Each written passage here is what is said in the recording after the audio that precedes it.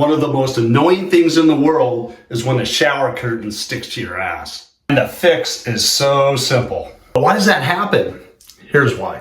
As you turn on your shower, as the water gets moving, it pulls air with it. So air is getting pulled right there.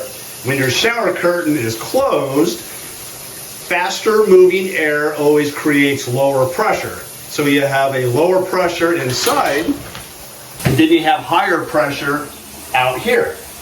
It's just science. All things are attracted to lower air pressure. That's how a plane flies, right? Lower pressure on top of the wings, and then the attraction lifts the plane.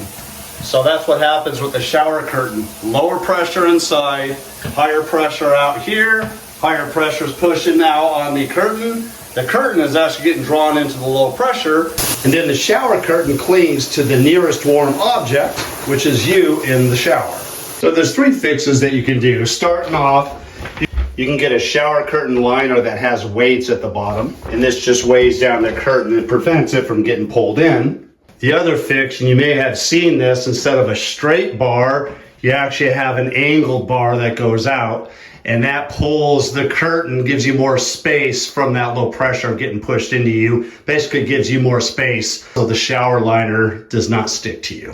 One of the most effective fixes is just simply cracking a door, and that equalizes the pressure in your bathroom. But most people like to have their doors locked, because why take a 10-minute shower when you can take a 20-minute shower, especially if you're a teenage boy. If you have a window in your bathroom, there you go. Go ahead and crack that open, and that will relieve the pressure and equalize it so you don't have the lower pressure and the high pressure in here. Everything is just even. And also, you can just crack one side of your shower here so it's just not full, low pressure in there. Even though you have all that space up there, it still creates the low pressure because all of that air is sinking down. So if you just crack that, you should be good.